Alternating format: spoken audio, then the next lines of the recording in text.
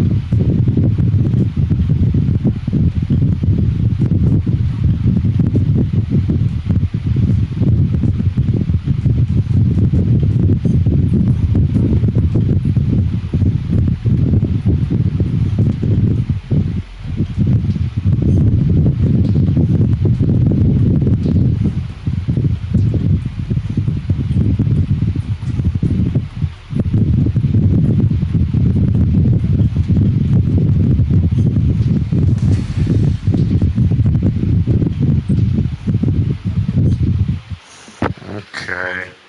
Vediamo com'è. Io faccio così perché non so. The world was split into two, East and West.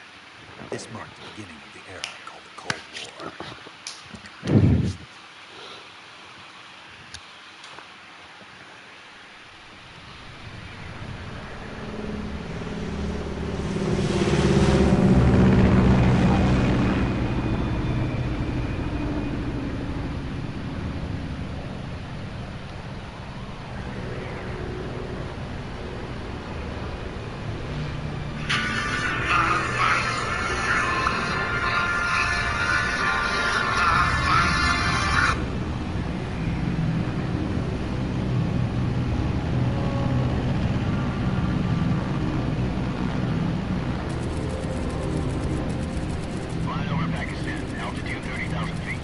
Approaching Soviet airspace.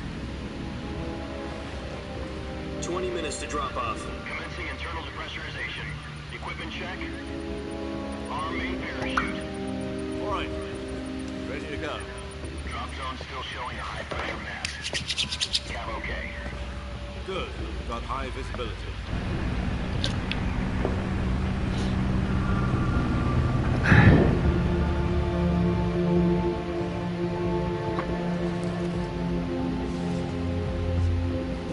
Put out that cigar. Connecting oxygen hose to interior connector. Put on your mask.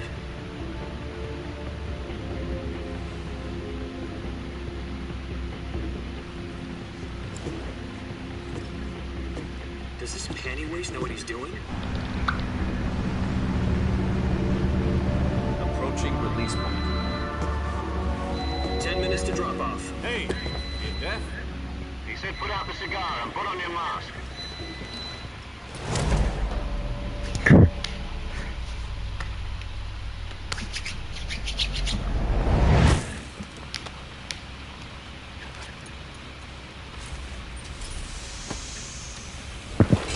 Depressurization complete. Checking oxygen supply. 6 minutes to drop off. Opening rear hatch.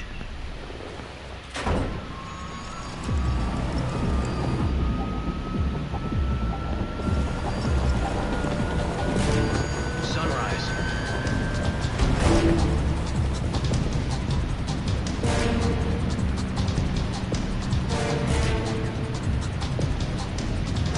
External temperature minus 46 degrees Celsius.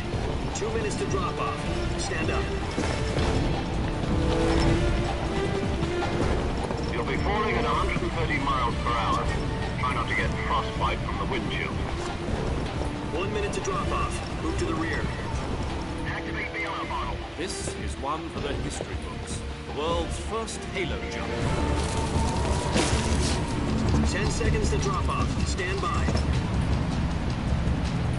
Status okay. All green. Prepare for drop off.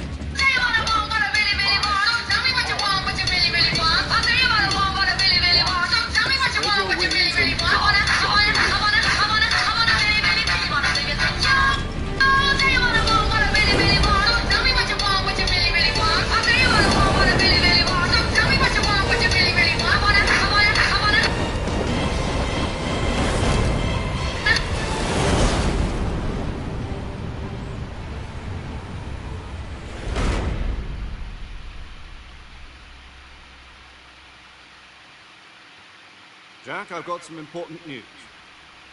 The head of the CIA has finally given us the green light for the virtuous mission. Virtual mission. No, the virtuous mission. The future of our Fox unit depends on it. If it succeeds, we'll be officially organized into a unit. Virtuous mission. Sounds like some kind of initiation ritual. No, don't get cocky. This isn't a training op. Right. So what exactly is this wonderful mission? Well, about 2 years ago, a certain Soviet scientist requested asylum in the West through one of our moles. His name is Nikolai Stepanovich Sokolov. He's head of the OKB 754 Design Bureau, one of the Soviets' top-secret weapon research facilities, and the East's foremost expert on weapons development. Sokolov. Isn't he that famous rocket scientist? The very same. On April the 12th, 1961, the Soviets achieved the first manned spaceflight in history. The Earth was blue, but there was no God. Well spoken.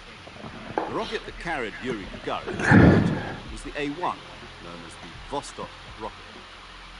Sokolov is said to be the man most responsible for the multi-engine cluster used in that rocket. After Gagarin's flight, Sokolov left rocket development to become the head of the newly established Design Bureau. From a lowly technician to head of a design bureau, that's quite a success story, so why do you want to defect? It seems he'd become afraid of his own creations. Afraid? Call it a crisis of conscience. And for that, he left his country and his family behind and went over the fence? Not exactly. One of his conditions was that his family was also to be taken safely to the west. He used a mole to get the family out first, and succeeded in sneaking Sokolov over the Berlin Wall shortly afterwards. I was the one who conducted the operation. The security on the eastern side was still full of holes back then. Then what?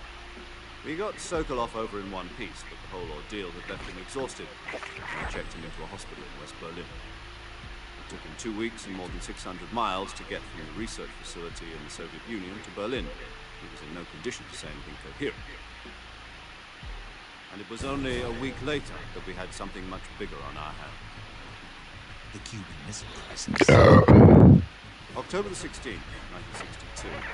President Kennedy received word that the Soviets were in the process of deploying intermediate-range ballistic missiles in Cuba.